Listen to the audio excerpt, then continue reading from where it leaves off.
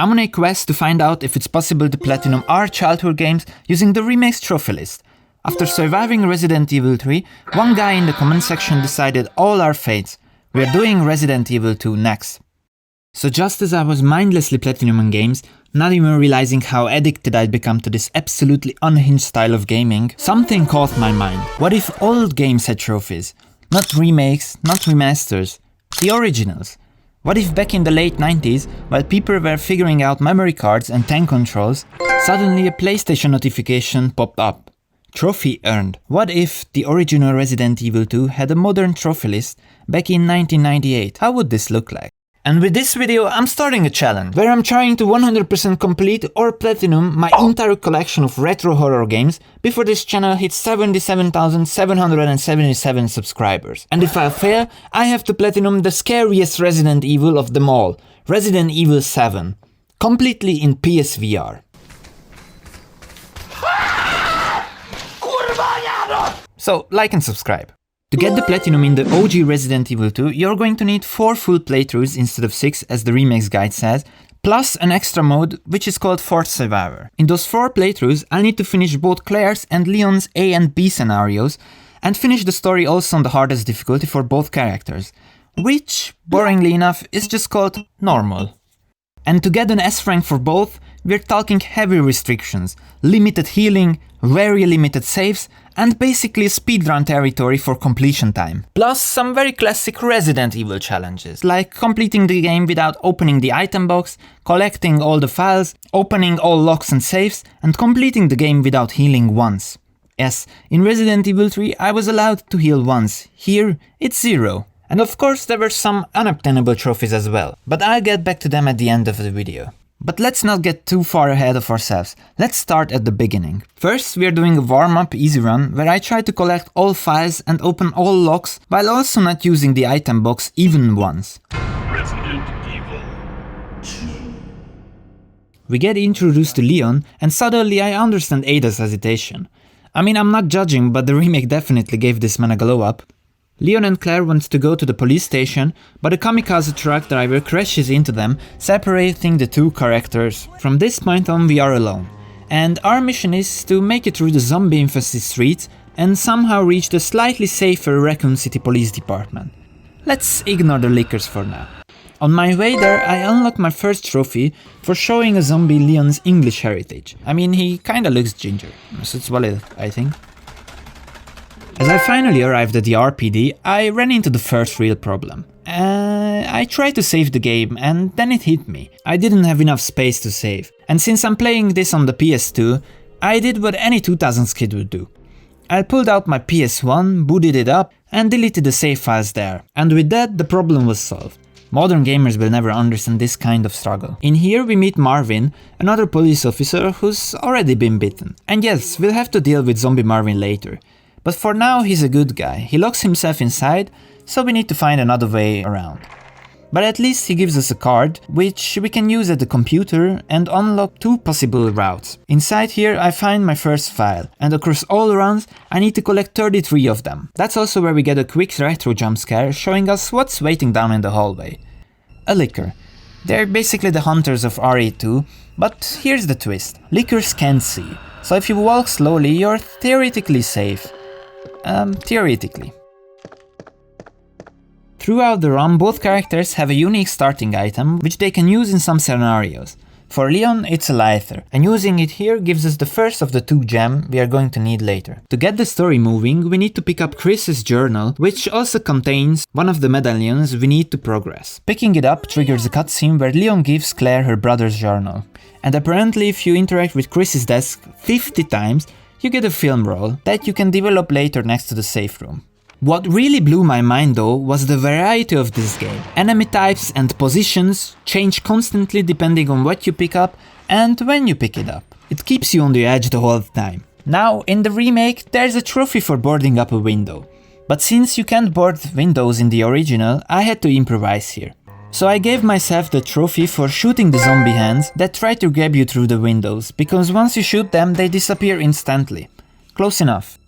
We bring the medallion to the statue in the middle of the station and get a green key, which unlocks a green door. Who would have thought? But that doesn't get us very far because a burning helicopter is blocking our path. And Leon, apparently being the most overqualified employee in Raccoon City, is not just a cop.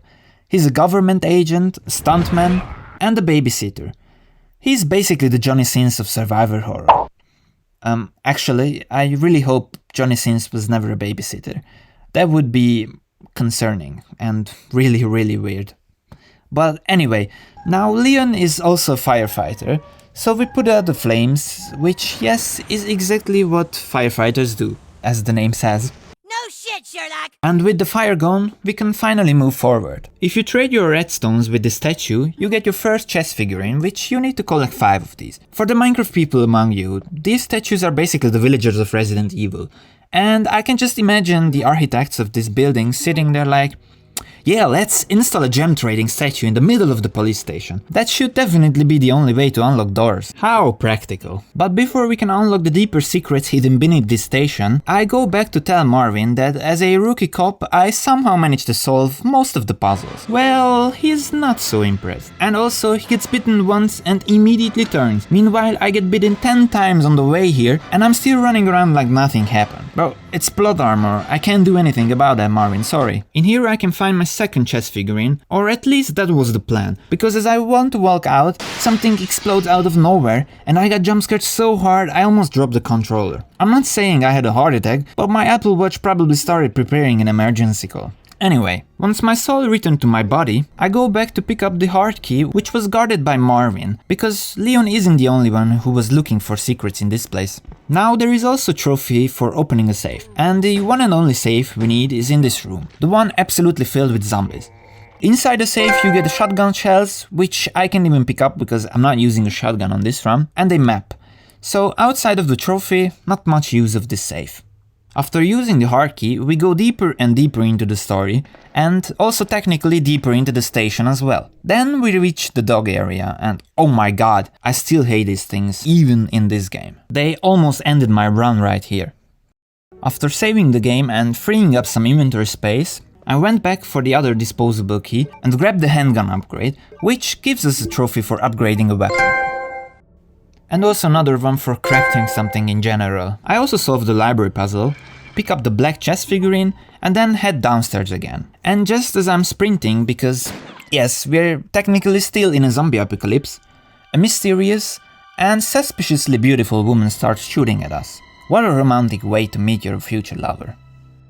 How will I know if he chooses me? He will try to kill you. Outstanding. We immediately show this beautiful woman that I can handle myself and help her push the armored car out of the way because it's blocking the path to the door. Completely alone, of course. We follow her down to the cells because she's after a journalist who knew too much about what's really going on with the virus. But he doesn't even want to move a dead body from his cell. Not that it would have helped him anyway. He tells us that the only way to get out of here is through the sewage channels. To get there, I had to burn through ammo again, around 120 bullets, just to pick up a crowbar. And all of that just to finally place all the chest figurines. Sometimes you have to make sacrifices, even in a survivor horror game. This game has a really cool and unique feature. Both characters get a side segment. For Leon it's Ada Wong, and for Claire it's Sherry Birkin. And both segments have a trophy tied to them. For Ada's trophy I wasn't allowed to fire a single bullet. I had to complete both of her scenarios without shooting once. Honestly, it's much easier than in the remake. The only real threat are these dogs.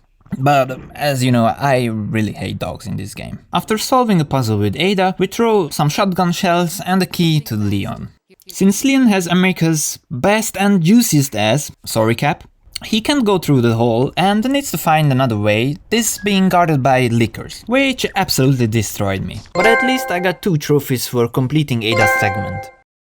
So what we need to do here is grab a keycard from the autopsy room, but of course picking it up triggers like 10 zombies. And inside here Leon gets a full taste of what Lana Roach shift might feel like. What are you doing, step bro? Okay, that might be too many hub references in one video, like 2 already. That's not who I am usually, so yeah. Stop the cap! On my third try, I might have broken a world record for the fastest escape from the autopsy room. Do that after me. I swiped the keycard and got out of there before that beast could touch my Achilles heel. After that brutal scene, to calm things down, I finally got my next trophy for upgrading my inventory. And on top of that, I grabbed that Grove Street looking weapon. Speaking of Grove Street, would you guys want to see a San Andreas version of this series? If you already got this far in the video, drop a like. Back to the hood, man. It's too crazy around here. Anyway, back to RA2. I solved another puzzle, or let's be honest, the guy solved it, and pick up the gear piece that might honestly be missing from my own head. To get the last chess figurine, we need to insert the gear, which of course opens a hidden door, obviously. And Leon does what every reasonable human being would do. He jumps into the laundry chute. Okay, laundry chute. So yeah, he jumps into that and slides down into the darkness. This game, man. We immediately hear Ben screaming and let's ignore that, I think, for a moment. Before going there to investigate, I had to go back and pick up a file and the Desert Eagle. Now I might be finally ready for whatever's waiting down there. Luckily it's just Ben, but he doesn't look all that good. And suddenly a xenomorph looking like thing bursts through his chest and goes away like an Alien 1. Resident Evil really said no originality today.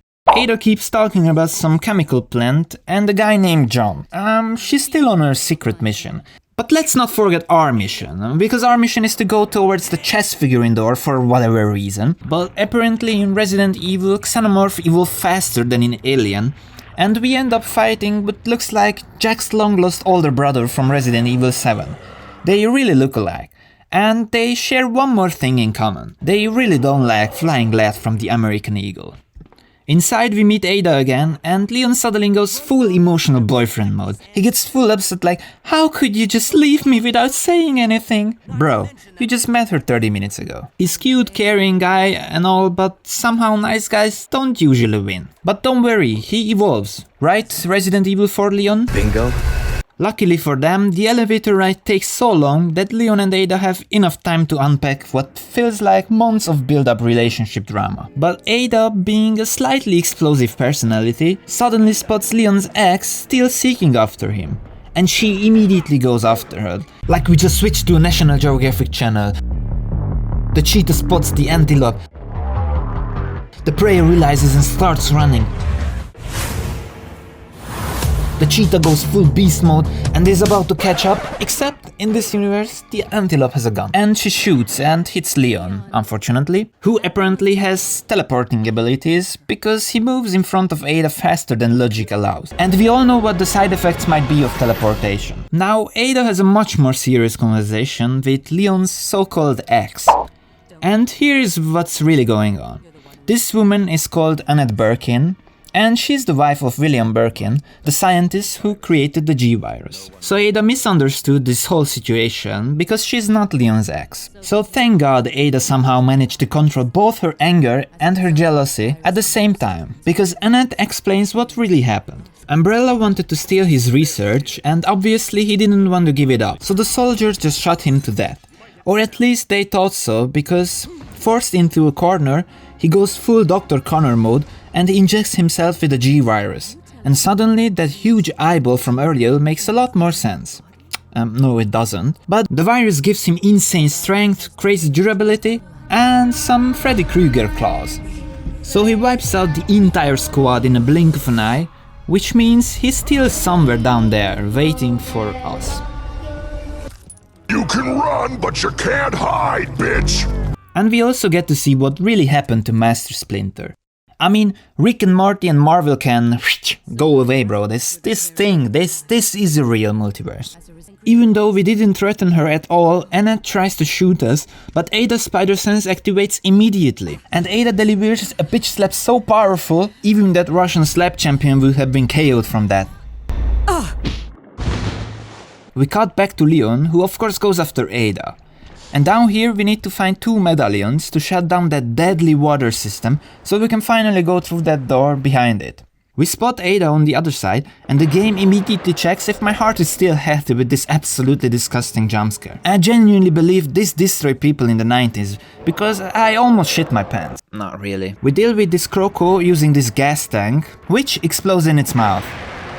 For surviving that stunt, we finally earn a little quality time with Ada. How romantic. We move together toward the last medallion to shout down the deadly water source and reach the cable car. But of course, not even cable cars are safe in this game. Because Dr. Birkin is already after us and we don't see him in his full glory yet, just hints of his Freddy Krueger claws.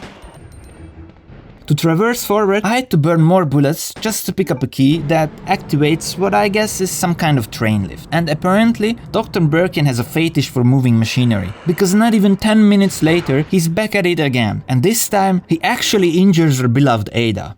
Alright, time to step outside and show him who the real alpha male is in here. Okay. Never mind. Jokes aside, I don't know if it's just me, but this guy really looks like that one monster from Ben 10. But we didn't come here to analyze cartoons. We came here to fight this abomination. Oh my god, this language. And with the Desert Eagle in our hand, you guessed it. Easy peasy. And taking him down gives us another trophy. Leon carries Ada to safety, and this also gives us a trophy for completing this segment. While Ada is resting, Leon starts doing things I don't even think he fully understands, like collecting a fuse and inserting it into some giant industrial machine in the middle of the who knows where. Subconsciously competent. Zero explanations. Just vibes. Thank you ChatGPT for this bullshit. We leave our fingerprints behind because the guide said so, and apparently this helps Claire in her B scenario. After that, we traverse forward, and then we get interrupted by Mrs. Birkin herself. She's holding an actual sample of the G-virus. Now she starts talking absolute nonsense about Ada, that she's a spy, that she's manipulating us, and that she never cared. And maybe, at this point, Ada's instincts about her were actually right. Maybe Annette just wanted to mess with Leon's head, but the lies are so heavy that even the ceiling collapses on her, like literally. We grab the virus and leave, but before we can go far, the entire story flips upside down. Ada stops us with a gun pointed straight at us, and now the doubt creeps in. Was everything true?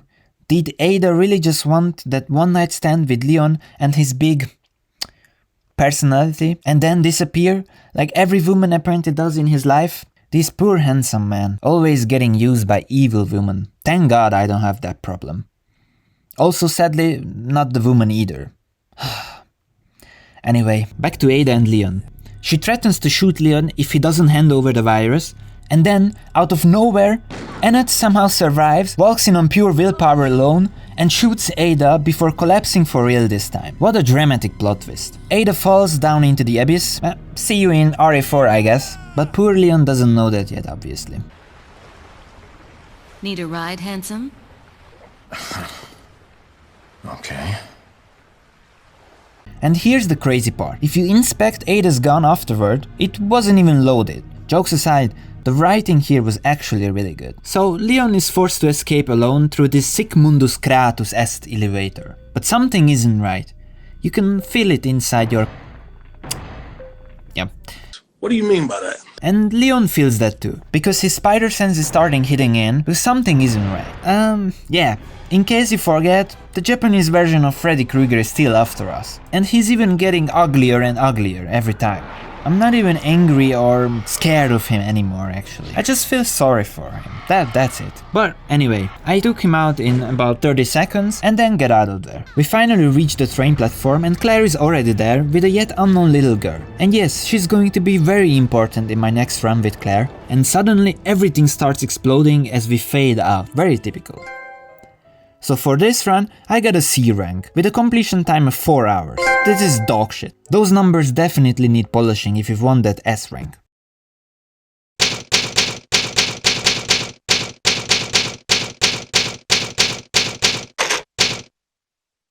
On my Claire B run, I decided to go for the no heal challenge this time. And you'll see later that the B scenarios with both characters are a bit harder than the A scenarios. Different enemy placements, tougher boss fights, and of course, Mr. X.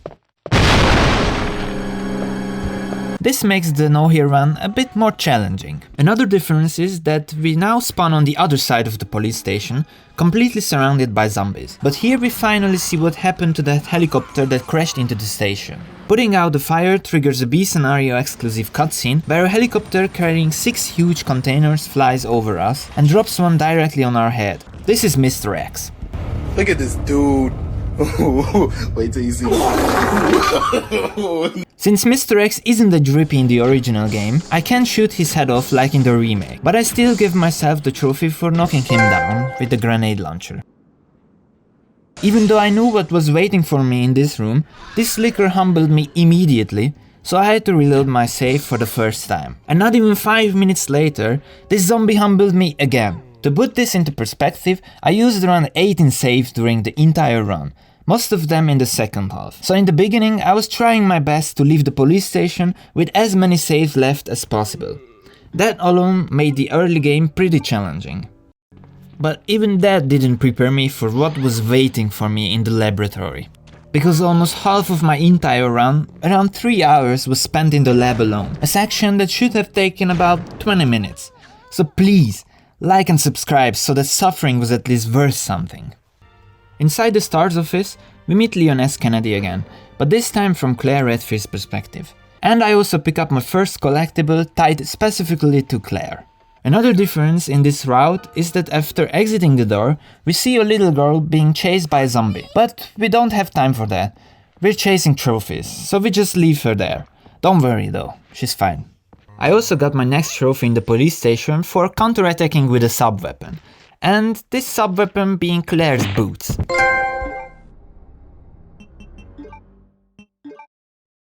Claire's next task is to collect explosives and place them next to the crashed helicopter.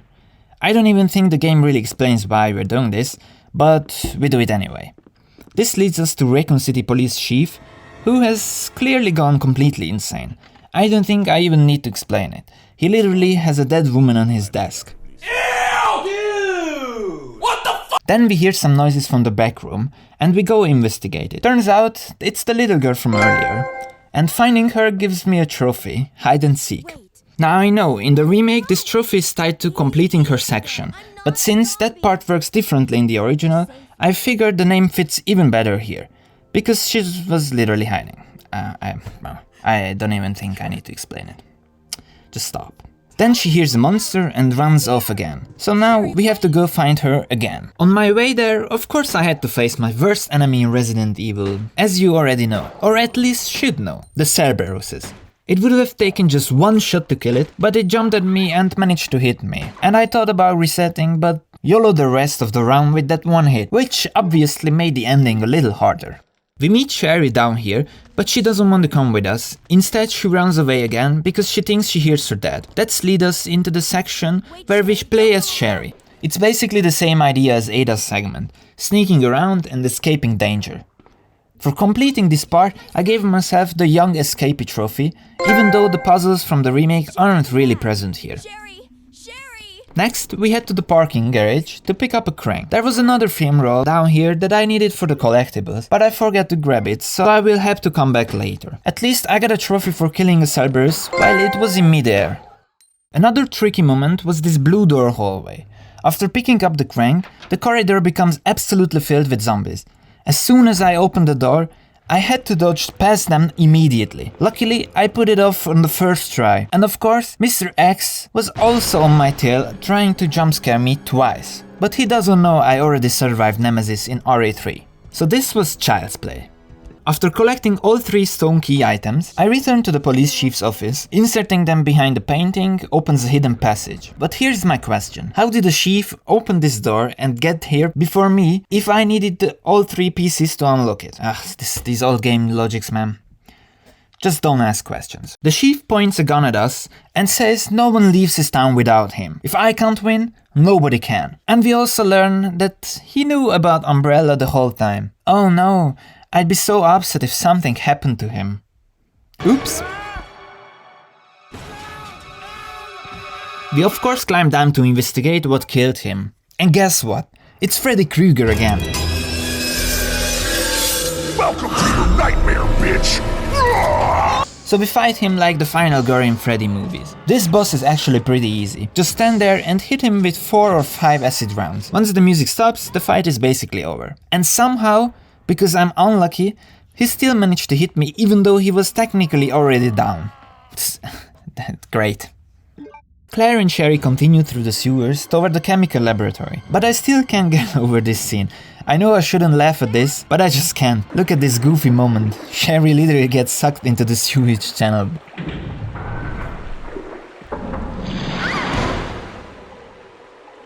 So now we have to go find her again. Just stop, man. Just stop. This is a little girl. Don't laugh at her, man. So now we have to go find her again. But before that, I ran into Leon, who just got shot, but is still trying to find Ada. We also meet Annette Birkin again. We learn that Annette and William Birkin are Sherry's parents, and Sherry is important because the G-Virus sample is with her, technically. We escape the sewers the same way Leon did, and reach the cable cart again. Sherry shows up once more. To unlock the Open Every Lock trophy, I also pick up a locker key that contains grenade rounds. That leaves us with just one lock area left in the entire game, the secret laboratory that requires the fingerprint scan. After that, we get another goofy moment with Mr. X, grab the key from the train lift, and a boss fight begins again. Now Birkin looks even more ridiculous. At this point he's basically Ben 10's forearms. The fight itself isn't very hard. During this section I also found the last collectible I needed for the next trophy.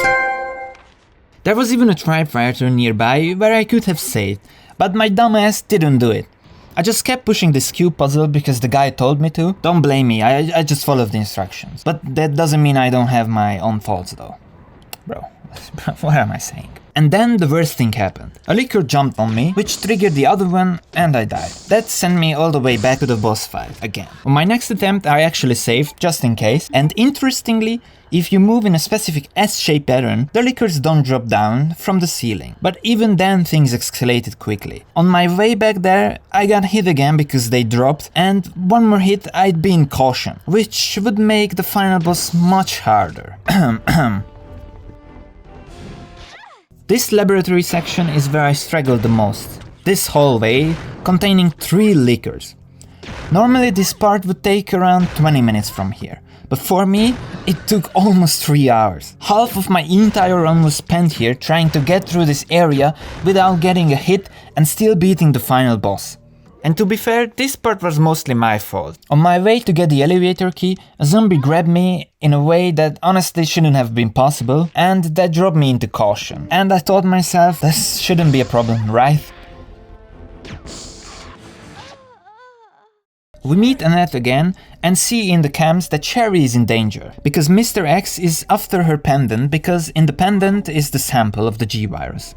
Or like, the antidote, I guess. So we quickly go there to help her, and the box that I just pushed from earlier for like 5 minutes, that was the way to go there, so I didn't push it for nothing. She throws me the pendant, and now Mr. X is after me. We throw it away, causing Mr. X to fall into the molten steel. But he's definitely not dead yet. Also, why does Claire sound like John Connor from Terminator 2, especially when she says, "Come on!" Maybe that's just me, but I can hear some similarities. You, come and get it. I've got what you want. Come on. Here, this is what you're looking for, right? You say, no problemo. And if someone comes off to you with an attitude, you say, eat me. And if you want to shine them on. The new objective is very simple. Reach the train before the self-destruction sequence takes us down with the facility. On the train I make my final save, grab the key, and start the boss fight. And the strategy is very simple.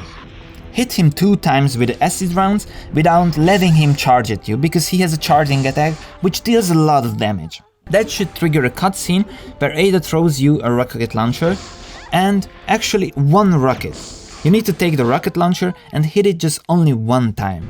And the fight is basically over. Sounds easy, right? Well, I tried this about 10 times, and since I was in caution, the first time I finally got the launcher, it was around my 10th attempt, so I immediately fumbled it and got hit, because I don't know why, I was too close to him. So my confidence was completely destroyed here.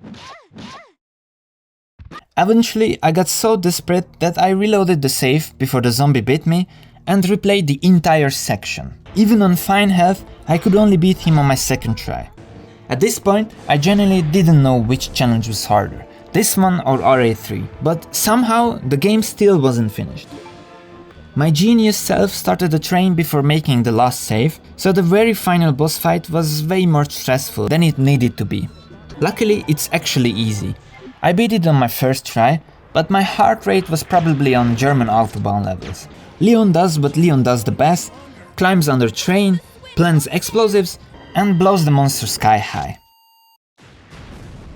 And just like that, the 3 survivors finally walk away, and I get 2 trophies for completing Claire B. One is for finishing Claire's story on standard, and unlocking the true ending for finishing Claire B scenario.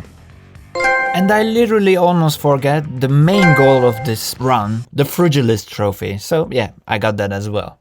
So before going for the A rank runs on normal mode, which is the hard difficulty, I went back and reloaded some save files to clean up a few miscellaneous trophies. Things like collecting and developing the last film roll, which gave me another trophy. I also returned to the secret lab, where you need your fingerprints to unlock every lock in the game. Another trophy done. But the hardest one by far was finishing the final boss with at least 4 minutes left on the clock. This took me a while.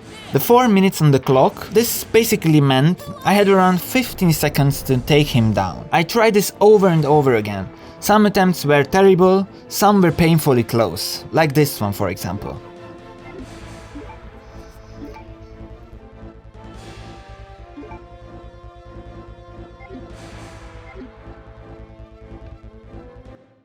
You lose! But after getting that close, I knew it was possible.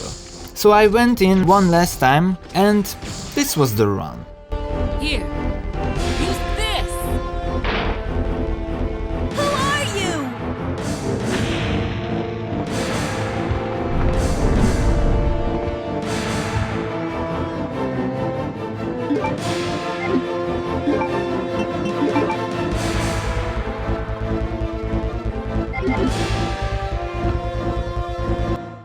You lose, big guy.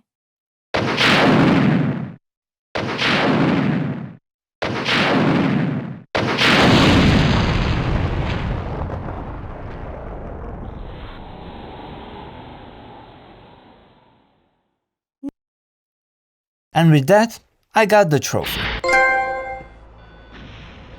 And of course, I also had to defeat stage 4G, and that's when I realized something. I totally mixed up the trophies that I was gaining earlier, because the time limit there, the 4 minutes, was actually for this fight, and the other one you had to finish it under 5 minutes, which was clearly impossible.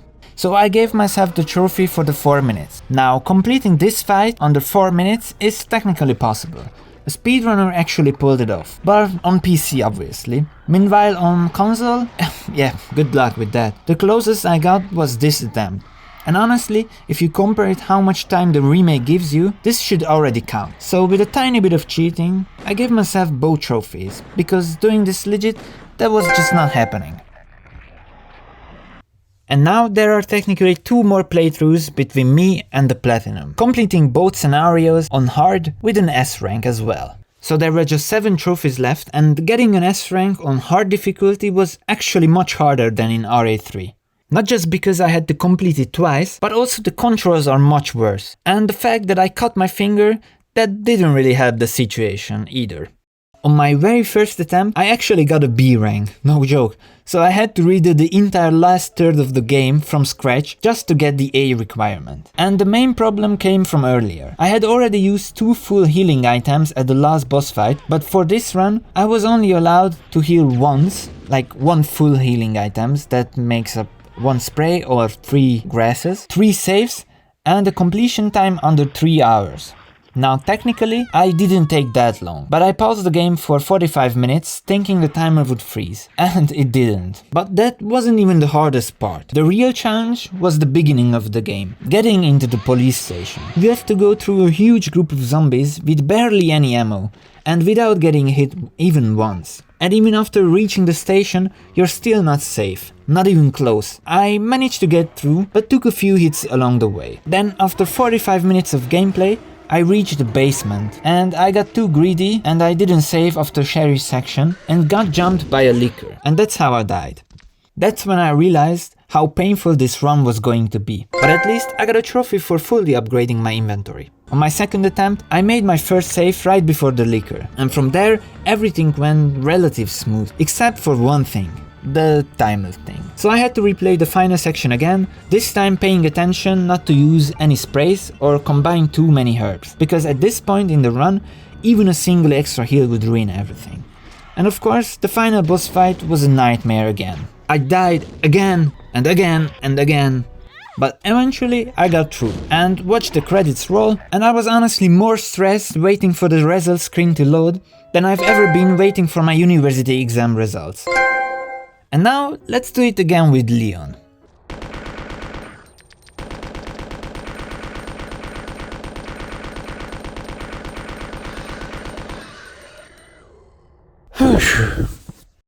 And literally the only highlight of this run was the Darth Vader scream of Leon as Ada dies, dies.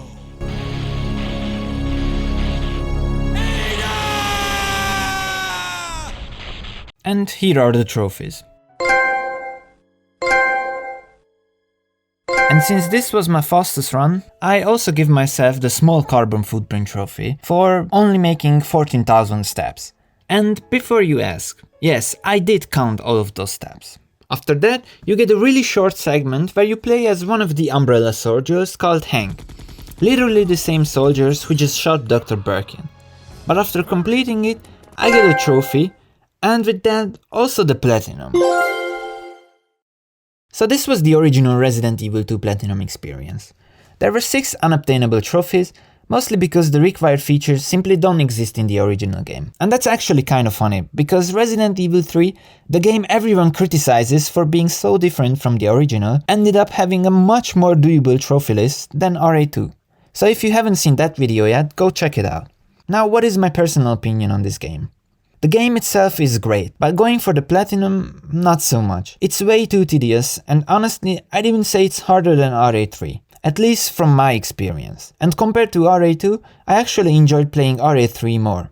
That being said, the Resident Evil 2 remake is definitely better than RA3's remake, and probably better than the original too. But yeah, I still have a lot more Resident Evil games to play before I can make a proper tier list. So tell me in the comments, which game should I Platinum next?